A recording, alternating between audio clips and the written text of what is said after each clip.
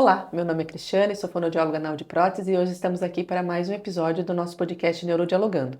Hoje para conversar sobre altas habilidades, superdotação, né? Tanto faz o termo, é a mesma coisa. Posso falar altas habilidades? Altas habilidades barra superdotação. Isso, né? E para conversar conosco, novamente recebemos a neuropsicóloga Letícia Lê. Mais uma vez, muito obrigada de coração por ter vindo conversar conosco sobre um assunto que ainda precisa ser muito esclarecido, né? Perfeito. Ainda tem pessoas com dúvidas, ainda não sabemos como chegar lá, né?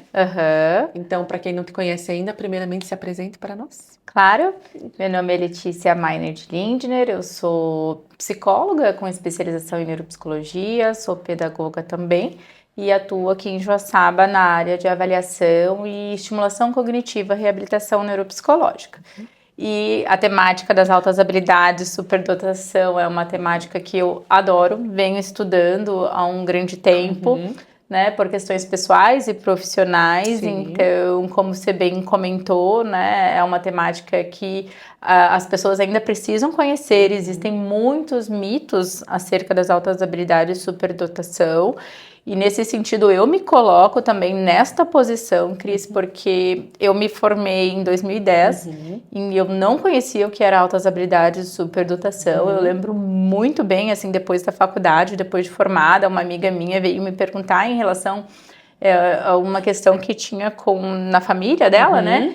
E para mim ainda a questão das altas habilidades de superdotação era aquela pessoa gênio, não, mas né, e aí depois que eu fui começando a estudar, eu falei, nossa, quanto estigmas, quantos mitos a gente ainda tem e a gente precisa falar sobre o assunto, né? A gente precisa conversar sobre o assunto para que as pessoas entendam esse perfil, para que a gente consiga criar, quando necessário, adaptações, né, e possibilidades. Sim.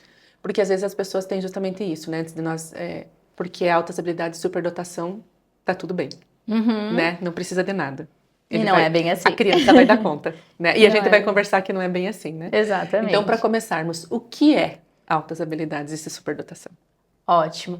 Altas habilidades e superdotação é um perfil, é uma característica de um perfil cognitivo. Então, quando alguém fala, por exemplo, eu tenho um diagnóstico de altas habilidades e superdotação, de certa forma está errado. Porque a gente não tem, dentro de qualquer CID, né, do DSM-5-TR, que nos guia, né, nessa parte dessa compreensão aí de questões cognitivas, né, a gente não tem dentro desses manuais, né, a questão das altas habilidades de superdotação. Então, ela não é um diagnóstico, né, ela não é um transtorno, ela não é um diagnóstico, ela é uma característica de um perfil cognitivo. Nós tivemos aí várias teorias tentando entender o que é altas habilidades superdotação. A mais conhecida hoje é do Renzulli, né, que fala sobre os 3 anéis que precisam coexistir 3 características muito importantes, tá? A primeira são habilidades acima da média, então, né, habilidades específicas, né, acima, né, da média, acima do que a gente espera. Então, ela pode ser habilidades intelectuais ou acadêmicas, artísticas, esportivas, né, a gente tem aí algumas nuances. Há processos de criatividade, que eu acho que depois a gente pode também conversar um pouquinho sobre o que é criatividade, né? Mas são pessoas que eu digo assim, criativas que pensam fora da caixa, né? Que tem esse processo muito bem estruturado. E a parte do que a gente chama de engajamento com a tarefa, que são pessoas que têm aí um engajamento com a tarefa, com aquilo que elas fazem muito mais intenso do que a gente espera, né? Então, quando coexiste essas 3 características, a gente compreende esse perfil das altas habilidades superdotação. E aí, eu acho que isso a gente já entra numa questão que todo mundo pensa que altas habilidades de superdotação é só QI, né? Como se fosse só uma inteligência acima da média. E não é assim, a gente precisa ter essa compreensão, porque a gente pode ter pessoas, por exemplo, que têm um QI, né, uma inteligência muito acima da média, 130, 131, muito superior, que não se encaixe no perfil de altas habilidades de superdotação. Da mesma forma que a gente pode ter aí uma pessoa com um QI superior que se encaixe, porque a gente tem que analisar essas características desse perfil cognitivo, né? Então, hoje se estima, né, que 2 a 5% da população tem essa característica de perfil de altas habilidades de superdotação.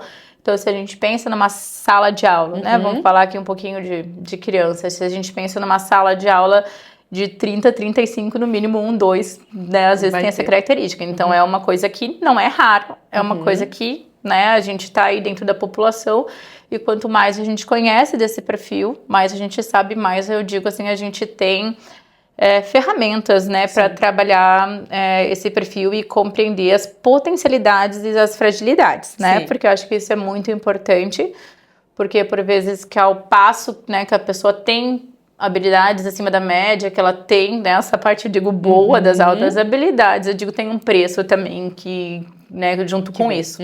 Exatamente. E como a gente falou no início ali, as pessoas entendem que assim, porque tem altas habilidades, tem essa visão. Ele é inteligente, ele dá conta, ele faz...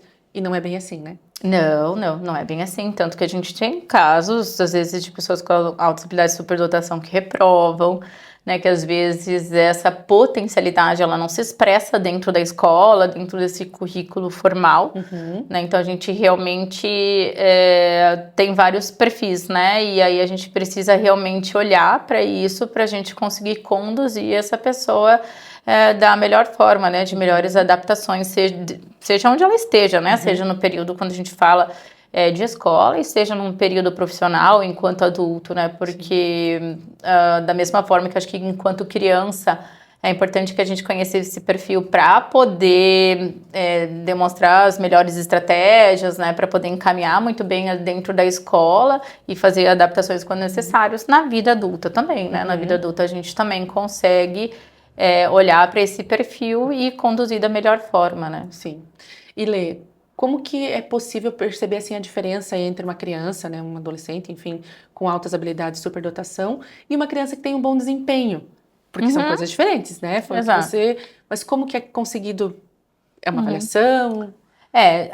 Eu digo assim, a avaliação, ela auxilia muito nesse suporte, né? Não só pela essa compreensão de um QI, não só para saber o número do QI, mas para compreender essas potencialidades. Então, assim, a avaliação, a avaliação neuropsicológica, né? Ela acaba sendo muito completa, porque muitas vezes a gente vai à escola, conversar com esses professores para entender, né, o que é um bom desempenho, ou se são habilidades, às vezes, acima da média, né? Então, por exemplo, vamos pegar aqui um caso, por exemplo, de pessoas que têm altas habilidades na parte musical.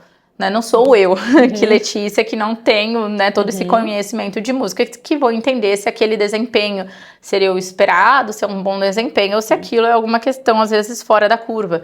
Então, muitas vezes a gente tem que conversar, por exemplo, com um professor de música, qual atende essa criança, para entender se aquilo ali realmente é uma potencialidade acima da média, se é o esperado para aquilo. Então, acho que a avaliação neuropsicológica, ela auxilia nessa compreensão do todo, muito, não se limita só ao teste, né? Não se limita só à questão da avaliação dentro do consultório, mas a gente tem esse contato com várias, enfim, profissionais, escola, né? Ou no caso de adulto também, às vezes com familiares, com outros profissionais, para entender esse contexto, né? Para ver aonde que se manifesta, porque além dessas três características que eu comentei, que é a criatividade, o engajamento com a tarefa, né, e essa habilidade acima da média, que são componentes muito importantes, a gente tem outras características que andam junto, né, que é o perfeccionismo, que é o senso de justiça aguçado. Então, quando eu falo assim, senso de justiça aguçado, são aquelas pessoas, por exemplo, que apresentam um sofrimento quando as coisas não são corretas, quando as coisas não são claras. Isso pode acontecer num ambiente de trabalho, pode acontecer num ambiente do dia a dia, né? Às vezes pessoas que sofrem com injustiças sociais, seja por causa, né, às vezes, enfim, de sofrimento ao animal, né, ou por qualquer outra questão de, enfim, de injustiças. Então, a gente vai vendo outras características também que compõem esse perfil, né, essa autocobrança. Isso também é uma característica que acaba andando junto, né, com o perfil das altas habilidades de superdotação. Sim. Você falou no início sobre a criatividade, né, do pensar fora da caixa. Como seria? Ótimo. Eu tive agora no Brain, né, no congresso lá em junho, e teve uma mesa redonda exatamente sobre isso, né, sobre a criatividade. E aí foi muito bacana porque o pesquisador, acaba já tendo um tempo aí de estudo sobre criatividade, ele trouxe que ele foi fazer uma pesquisa no ChatGPT para entender assim, o que é a criatividade, né? Isso eu tenho certeza que se eu falar para você criatividade, você vai pensar às vezes aquela lâmpada, aquela luzinha, né? Aquela luz como se fosse uma coisa assim, aquela luz que dá, assim, né? Então eu sou criativo. E tem pessoas que às vezes entendem a criatividade, por exemplo, te dou um quadro em branco e de repente você vai pintar a Mona Lisa, né? Pensando que isso é ser criativo, né? Sim. E a criatividade, ela não é isso, ela não é essa luz que dá, assim, como se fosse do nada, assim, né? Como se fosse uma coisa que aparece, enfim, do nada mesmo, assim. A criatividade muitas vezes a gente pode compreender como esse pensamento fora da caixa. Então, assim, talvez ela não vai se expressar na criatividade artística na pessoa, mas ela vai se expressar naquele momento, por exemplo, dentro do trabalho, onde às vezes para você uma coisa é tão nítida e tão clara que às vezes as pessoas precisam de um processo para chegar no resultado final. Ou, né, vai se expressar naquele momento onde todo mundo pensa uma solução para um problema do mesmo jeito e de repente a pessoa traz uma outra solução. Então a criatividade, por isso que é tão difícil de analisar. Porque a criatividade é geralmente esse pensamento fora da caixa, no sentido de você achar soluções para problemas de um jeito diferente do que o caminho, digamos assim, habitual. E dentro desse sentido, né, a criatividade não é essa luz, porque às vezes ela envolve esse caminho de idas e vindas, né, um caminho complexo, não é um caminho que a gente diz que é reto, né, que é linear. Então é esse caminho complexo que é muito comum dentro desse perfil das altas habilidades, superdotação. E teve agora o congresso da Cognos, né, sobre altas habilidades de superdotação, e a Mariane, uma neuropediatra, ela trouxe uma imagem que eu acho que é bacana a gente entender, assim, como que funciona, enfim, esse cérebro no dia a dia, né? Então, ela trouxe uma imagem, por exemplo, de uma rodovia, vamos pensar aqui, né, uma 470 ali, uma rodovia, que esse é o caminho normal, digamos assim, né, que você vai pegar daquela estrada. E depois ela trouxe uma rodovia muito mais complexa, né? Vamos pensar aquelas do Japão, né? Que a gente vê, assim, que são várias ruas ali, estradas, que elas se interligam e também chegam, mas ela é muito mais complexa, ela é muito mais dinâmica, né? Então, muitas vezes, o perfil das altas habilidades de superdotação é isso, né? Ele tem esse dinamismo, essa questão que se conecta, então você vai perceber, por exemplo, você está falando de um assunto, de repente a pessoa já está interligando o outro, já está buscando o outro, e de repente aquilo já vira e você já consegue, né, transcender esse conhecimento que está aqui para lá. Então é um pensamento muito dinâmico, muito complexo, né? E por isso que muitas vezes as pessoas que têm esse perfil de altas habilidades de superdotação, elas pensam que elas têm TDAH, né? Elas pensam que elas têm dificuldades de atenção, porque às vezes é esse pensamento que às vezes elas não conseguem segurar, como se fosse uma mente acelerada.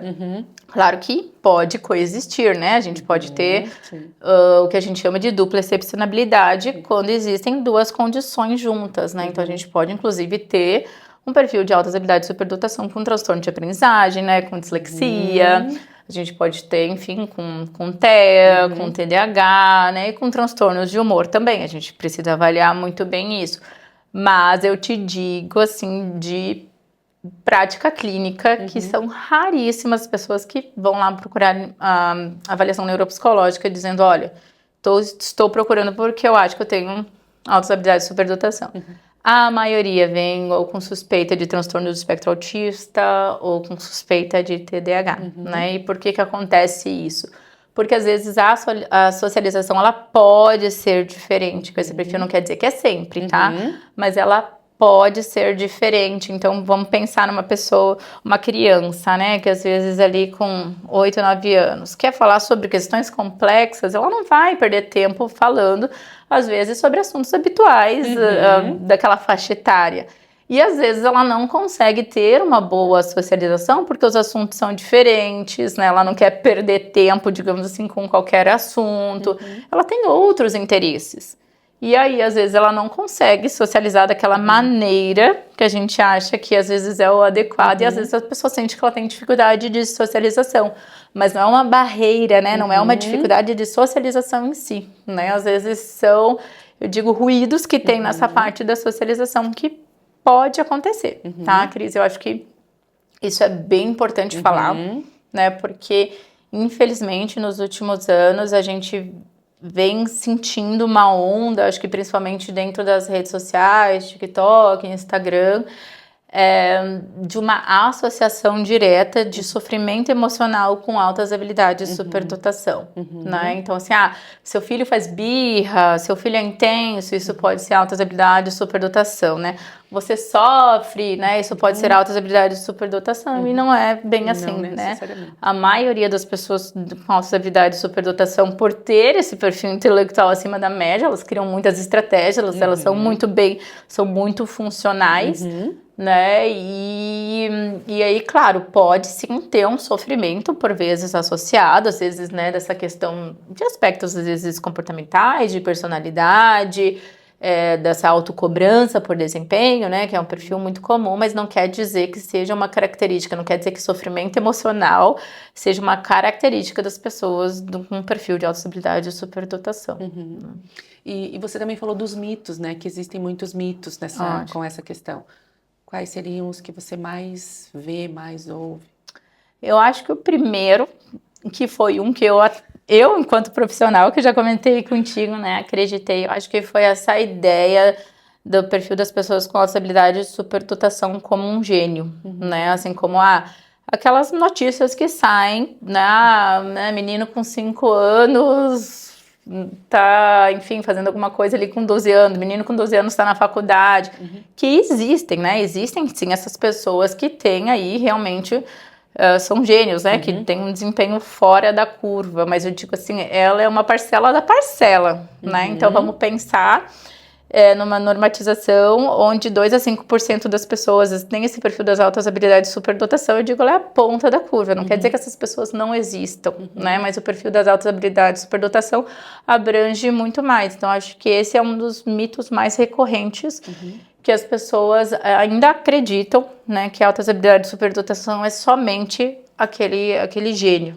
né, aquela pessoa que realmente tem um desempenho muito, muito, muito fora da curva, né, então esse é o mito principal, assim, acho que o segundo é essa associação do sofrimento ligado às altas habilidades de superdotação, né, que a gente já sabe que não é isso que acontece, e isso foi vindo agora nos últimos tempos.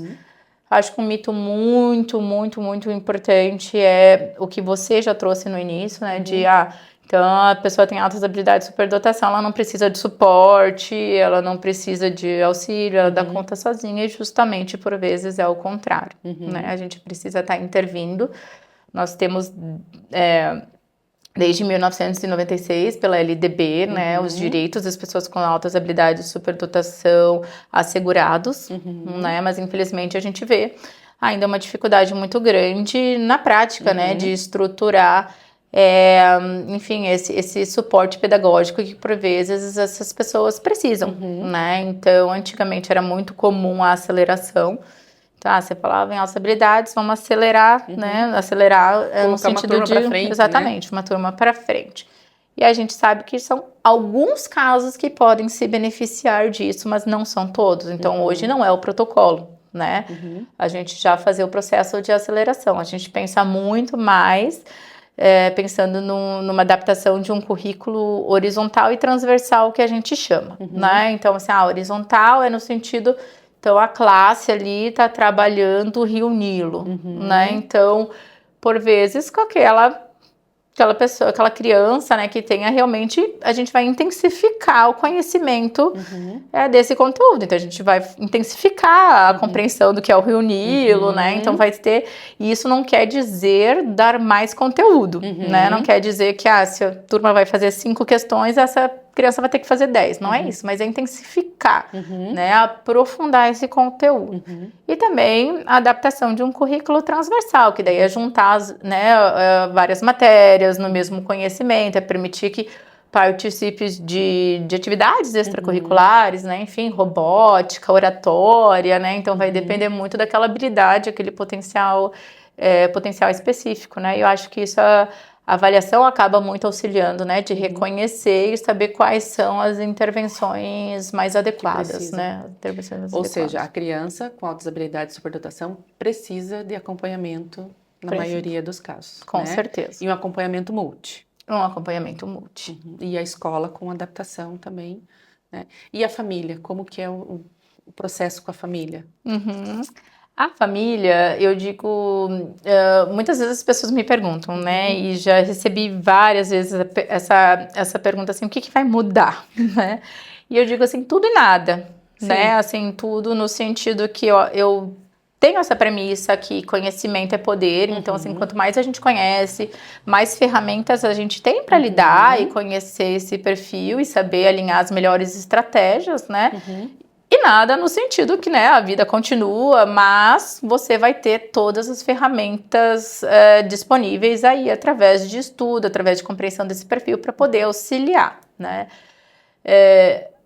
É sempre interessante a gente pensar, né, que muitas vezes essa fruta não cai longe do pé, né, então provavelmente dentro dessa família também tem às vezes um pai, ou enfim, uma mãe, né, um vovó, um tio também com esse perfil, né, de altas habilidades, superdotação. E a família, eu sempre digo assim, é sempre uma linha tênue, né, assim, de que até que ponto essa família às vezes não vai colocar atividades demais, né? E até que ponto não vai deixar desestimulada. Então, é sempre um acerto, assim, porque geralmente o perfil das altas habilidades, assim, eu dou conta. Então, assim, faz aula, né, de música, dou conta. Faz aula de inglês, dou conta. Vai dando conta. Mas a gente também precisa, sabe, da importância do tempo ósseo e desse esgotamento. Então, infelizmente, às vezes são crianças, adolescentes, né, e até adultos que vão se enchendo de atividades e, por vezes, isso acaba sendo prejudicial. Então, acho que a família tem um papel muito importante no sentido de dar esse suporte, de potencializar, né, aquela habilidade, aquilo que ele tem ali de bom, mas também ter esse cuidado para não ser excessivo, não ser uma carga, às vezes, exacerbada, né, porque realmente tem esse perfil, vai dando conta, né, mas precisa sim. Então, eu já tive muitas conversas, às vezes, com famílias de dizer, olha, precisa de 2 tardes livres, né, precisa de um tempo livre dentro dessa agenda para que, né, esse cérebro, exatamente, também consiga, enfim, se autorregular, né? Mas, ao mesmo tempo, eu vejo a família como um papel crucial, porque uma semente boa, se ela não tem um terreno bom, ela não vai germinar da melhor forma, né? Então, isso pode acontecer também, né? Então, pessoas que têm esse perfil, né? A gente sabe que o perfil das altas habilidades, superdotação é genético, né? Então, assim, tem esse perfil. E se ela não está num terreno bom, se ela não teve todas as condições propiciadas no ambiente que ela está, ela não vai germinar da melhor forma, né? Ao passo que essa semente, num bom ambiente, com toda a estimulação possível, ela vai sim florescer, né? Então, a família, o ambiente tem um papel crucial e junto com isso a escola, né? E junto com isso tudo. O que eu ia te perguntar é sobre a escola. Você já falou que a escola ter esse olhar no sentido de não necessariamente avançar a turma, mas colocar mais conhecimento, aprofundar mais o conhecimento. Seria essa a melhor forma da escola olhar para essa criança, para esse adolescente, enfim? Perfeito. Cada caso é um caso, né? Então, mas em grande parte, hoje eu digo assim, são raros, né? No sentido assim, são poucos os casos que a gente vai pensar realmente numa aceleração. Eu acho que assim, ela é uma boa ferramenta quando bem orientada, né? Mas a maioria são essas adaptações que a gente vai fazendo, né? Então, junto com a escola, principalmente aí desse enriquecimento curricular, né? Então, seja ele horizontal, seja dentro daquela matéria específica, seja transversal, né? Então, assim, quando a escola consegue propiciar esse ambiente, né, o aluno tende a se desenvolver muito bem. Mas, infelizmente, às vezes o que a gente acaba vendo é o contrário, né? Então, assim, acabam dando muita atividade, então assim, já que ele dá conta, né, já que ele é bom em matemática, enquanto a turma recebe 10, ele recebe 20 questões, daí, né, ele olha para por que todo mundo tá fazendo isso e eu não, né, ou às vezes, infelizmente, então já que ele sabe, coloca ele lá na frente para falar ou para ajudar o colega, às vezes essa pessoa não tem o perfil de querer ajudar a ensinar o outro, ela sabe, mas ela não é obrigada, exatamente, ela não é obrigada a ensinar o outro, né, então isso tudo a gente tem que ir trabalhando com a escola, às vezes, para não expor, né, essa criança ou adolescente. Claro que a gente tem sim, né, às vezes o perfil daquele que gosta de falar, que tem um raciocínio verbal muito bem aguçado, mas daí é um perfil dele, né? Não necessariamente, porque infelizmente o que a gente vê às vezes é isso, já que sabe é sempre aquele aluno que vai falar na frente, né, e às vezes ele não está, enfim, com vontade, preparado, não é aquilo que ele quer. Pronto para isso, Pronto né? para isso, exatamente. Lê, então assim, te agradeço de coração por ter vindo mais uma vez conversar conosco sobre esse assunto, que para mim também é sempre uma delícia ouvir. Eu fiz a pós em neuropsicopedagogia e lá a gente tem essa disciplina, mas assim, conversando com você, sempre quando a gente conversa sobre isso, eu vejo o quão atrasado é o que eu aprendi lá na minha pós, né? Como não é a minha área de atuação, então acaba que eu também não vou muito atrás disso, mas eu gosto muito de conversar com você, porque eu sei que é o tema que você gosta, e eu me sinto atualizada ouvindo você falar. Então, muito obrigada mesmo de coração por vir me ajudar, e eu acredito que ajudar tantas pessoas que nos ouviram e de repente alguém vai se identificar, né? E já sabem quem procurar também para ter esse apoio, né? Para ter essa ajuda e entender se realmente é isso que está acontecendo. Seja adulto, seja família com uma criança, né? Eu espero que essa conversa tenha sido tão boa para eles, para quem nos assistiu, como foi para mim. Então, muito obrigada. Perfeito, eu que agradeço o convite, muito obrigada. E, né, finalizando, assim, eu acho que essa compreensão, né, do perfil das altas habilidades de superdotação, a gente ainda tem muito a crescer dentro da ciência, acho que ainda vai sair muitas pesquisas a respeito, né, então é uma temática que vem, acho que tendo grande visibilidade, tem sim de suma importância, ao mesmo tempo eu acho que a ciência também vem caminhando junto aí para nos dar maiores subsídios nessa compreensão. Sim. Muito obrigada. E assim encerramos mais um episódio do nosso podcast Neurodialogando.